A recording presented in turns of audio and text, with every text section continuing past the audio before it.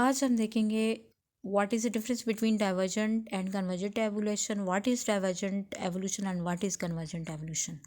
First of all देखते हैं कि डाइवर्जेंट एवोल्यूशन क्या होती है। Divergent evolution is a type of evolution in which two species evolve from the same common ancestor. यानी इसमें क्या होता है कि दो नई स्पीशीज जो इवॉल्व होती हैं एक कॉमन इंसेस्टर से।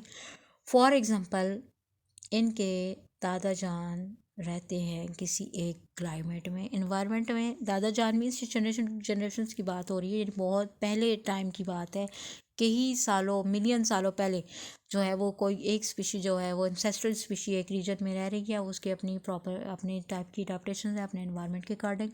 कुछ टाइम के बाद क्या होता है कि किसी वजूहत की बेस पे इसकी पॉपुलेशन जो है वो माइग्रेट, कुछ पॉपुलेशन जो है वो माइग्रेट कर जाती है दो डिफरेंट रीजन्स में। यानी एक जो है वो पॉइंट ए की तरफ माइग्रेट करके चली जाती है, दूसरी जो है वो पॉइंट 2 पे माइग्रेट करके चली जाती है।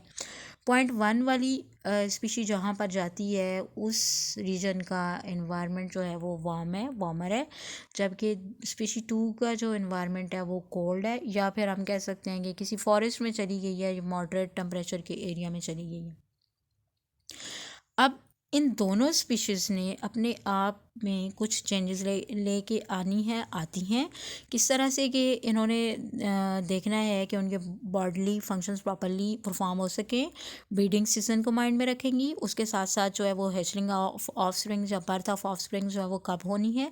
सो इन सारी चीज़ों को मद्देनज़र रखते हुए इनके अंदर जो है वो चेंजेस आएंगे, इनकी बॉडी के अंदर चेंजेस आएंगे। मिसाल के तौर पर पोलर बेयर को हम देखते हैं तो वो कभी भी वार्मर एरिया में नहीं पाया जाता, वो कोल्डर एरिया में होता है। उसकी रीज़न क्या होती है कि उस पर फैट की बड़ी बड़ी तहें होती हैं। ठीक है, सो यहाँ पर भी ऐसा ही होगा कि जो वार्मर एरिया में रहने वाले ऑर्गेनिज्म होंगे उनकी अपनी टाइप की अडेप्टेशन होगी, यानी उनकी फर जो है वो बहुत ज़्यादा थिक नहीं होगी, उनकी जो बॉडी है वो एक्सेसिव हीट को रिलीज़ कर सकेगी और अपने इन्वायरमेंट में अच्छे तरीके से रह सकेगी। सेम इसी तरह से कोल्डर फॉरेस्ट में, कोल्डर एरिया में रहने वाले जो एनिमल्स होंगे उनके अंदर क्या होगा, डेपोजिशन ऑफ फैट्स हो जाएगी, फूड की स्टोरेज हो जाएगी। और फॉरेस्ट में रहने वाले ऑब्वियसली शार्प होंगे, उनकी जो बोन्स होंगी उनके मसल स्ट्रॉन्ग होंगे ताकि वो अपने प्रे को तलाश कर सकें। ठीक हो गया। सो अब कुछ टाइम ऐसा आएगा कि जो स्पीशी 1 है वो स्पीशी 2 से क्वाइट चेंज हो जाएगी। अलॉन्ग विद दिस ये अपने इंसेस्ट्रल स्पीशी से भी बिल्कुल चेंज हो जाएंगी, रिप्रोडक्टिवली एक दूसरे से आइसोलेट हो जाएंगे। इस टाइप की एवोल्यूशन को हम क्या कहते हैं, डाइवर्जेंट एवोल्यूशन। ये वो तरीका होता है, यानी ये वो एवोल्यूशन होती है जिससे एक टाइप ऑफ एनिमल से दूसरा टाइप ऑफ एनिमल जो है वो इवॉल्व होता है कुछ मॉडिफिकेशंस के साथ। इसके एग्जांपल भी देख लेते हैं। इसके एग्जांपल हमारे पास है red fox and kit fox.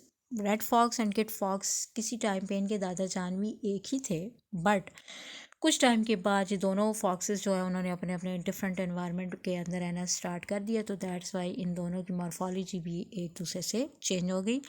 इनकी मॉर्फोलॉजी भी देख लेते हैं, रेड फॉक्स की देखें और किड फॉक्स की देखें, दोनों एक दूसरे से बिल्कुल चेंज है। अब देखते हैं कि रेड फॉक्स क्या है, कहाँ पर रहती है। Red fox makes its home along the edges of the forest in the filled fields and near the marshes. They prefer diversity of vegetation, lives in the forest where the red color blend into its surrounding. अब इसका colour कैसा है, red है। Red colour इसको helpful होता है अपने pray को तलाश करने में और अपने प्रीडेटर से प्रोटेक्ट होने पर। प्रोटेक्शन पर्पस भी इसको मिल जाता है, ये कैमोफ्लेज हो जाती है अपने इन्वायरमेंट में, और वहाँ से ये अपनी जितनी भी इसकी रिक्वायरमेंट्स हैं, नेसेसिटीज़ हैं for the survival of life, वो आराम से ये उनको ले लेती है। सेम इस तरह से किड फॉक्स की बात करें तो किड फॉक्स जो है ये कहाँ पर रहती है। Kit fox lives in the desert environment where it has evolved to have short and thin fur that blends with its environment. It has a long ears which helps in dissipating the heat as well. Colour इसका जो है वो अपने environment के साथ blend करता है, उसके साथ साथ इसके ईयर्स जो हैं वो कैसे हैं, वो बड़े हैं, लार्ज हैं, वो इसको हेल्पफुल होते हैं डेसिपेटिंग द हीट, यानी हीट को रिलीज़ करने में हेल्पफुल होते हैं। अच्छा जी, उसके साथ साथ इसकी जो फार है वो भी थिन होती है ताकि जो है वो बॉडी में एक्सेसिव हीट प्रोड्यूस ना हो सके। तो यहाँ पर ये हमारे पास कन्वर्जन के एक बेस्ट एग्जांपल है कि किस तरह से एक फॉक्स से दो डिफरेंट टाइप की फॉक्स जो मॉर्फोलॉजी में एक दूसरे से क्वाइट चेंज हैं वो इवॉल्व हो जाती हैं। अब आते हैं कन्वर्जेंट एवोल्यूशन की तरफ।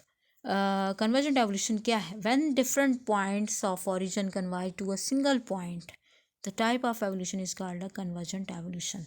अब यहाँ पर क्या होता है कि हमारे पास स्पीशी 1 है और स्पीशी 2 है।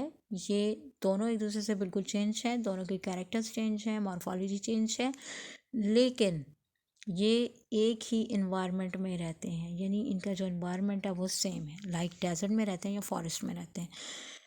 तो उसके अकॉर्डिंग इनका अपने इन्वायरमेंट के अकॉर्डिंग इनके अंदर कुछ अडाप्टेशंस होंगी या कैरेक्टर्स होंगे, उन कैरेक्टर्स की जो प्रोडक्शन होगी इनकी बॉडी के अंदर, या इनकी एवोल्यूशन होगी, उसको हम कन्वर्जेंट एवोल्यूशन का नाम देते हैं।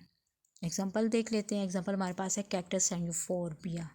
इन दोनों प्लांट्स को आप देखें तो इनकी मॉर्फोलॉजी आपको ऑलमोस्ट एक ही जैसी नज़र आती है। both are succulent plants, both are juicy, both store the water. Along with this they have thorns for the protection of the excessive loss of water, transpiration से prevent होते हैं। उसके अलावा इनके leaves नहीं होते, stem होती हैं, juicy stems होती हैं, और ये जो इनका जो excessive water होता है, इनकी leaves अगर होंगी भी तो वो fleshy leaves होंगी, और जो है वो ज़्यादा से ज़्यादा पानी को स्टोर करके रखते हैं, क्योंकि environment जो है वो hot है, वार्मर है और ड्राई है, तो दैट्स वाई इनको पानी को प्रोटेक्ट करके रखना पड़ता है। रेट ऑफ ट्रांसपायरेशन इनमें ना होने के बराबर होता है, और जो है इनकी जो जितनी भी मॉर्फोलॉजी है वो इनको इनके एनवायरनमेंट में रहने में हेल्पफुल होती है। अब यहाँ पर इन दोनों ने एक ही कैरेक्टर, यानी थॉर्न्स, बोथ हैव थॉर्न्स, वो both have the fleshy leaves, both have the fleshy stems, both have juicy structures, तो that's why such type of evolution is called the convergent evolution. ये एक बेस्ट एग्जांपल है हमारे पास convergent evolution की। Clear हो गया? होप कि आप को समझ आ गई होगी। नेक्स्ट वीडियो इंशाल्लाह जो है वो हमारे पास एवोल्यूशन के हवाले से ही होगी। टिल देन गुड बाय, अल्लाह हाफ़िज़।